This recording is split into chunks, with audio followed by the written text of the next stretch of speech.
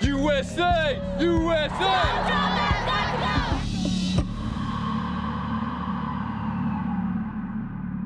Covering Donald Trump it's challenging, right? It's hard, it's fascinating, it's amazing. I wouldn't trade it for the world, but it's complicated. Donald John Trump.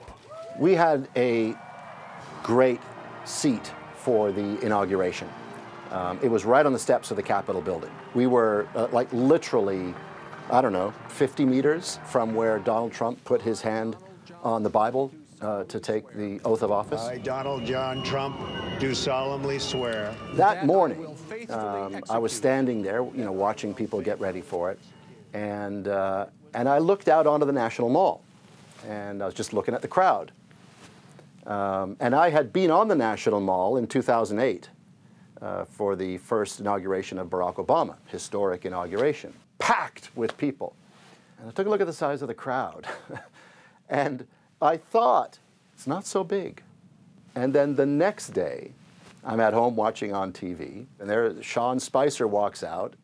This was the largest audience to ever witness an inauguration, period, both in person and around the globe. And I'm thinking, it's not true. It's demonstrably false.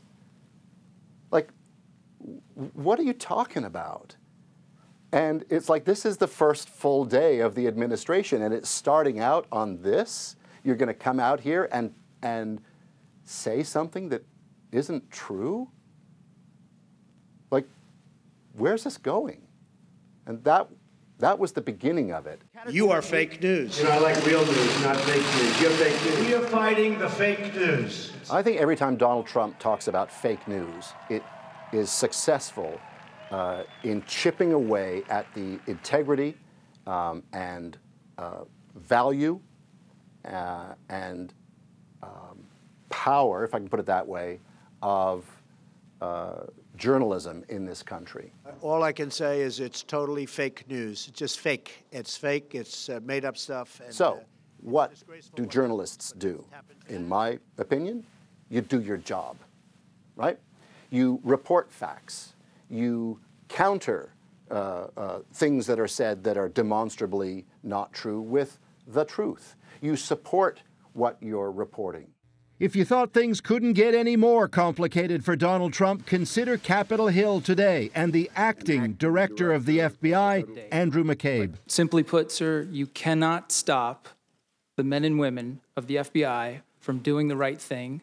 McCabe has stepped in for James Comey, stunningly fired by Trump 2 days ago. Today, McCabe sat down before U.S. senators and directly contradicted a string of positions taken by the White House on the Comey turmoil. On the White House view, Comey had lost the backing of FBI rank and file, said McCabe today. No, sir, that is not accurate. I mean, one of the stories that I think I remember from this year was the healthcare debate again in this country. And it was the first time that Obamacare was kind of, it seemed as if it was going to be falling apart. And, you know, Trump care was going to come in, whatever that was.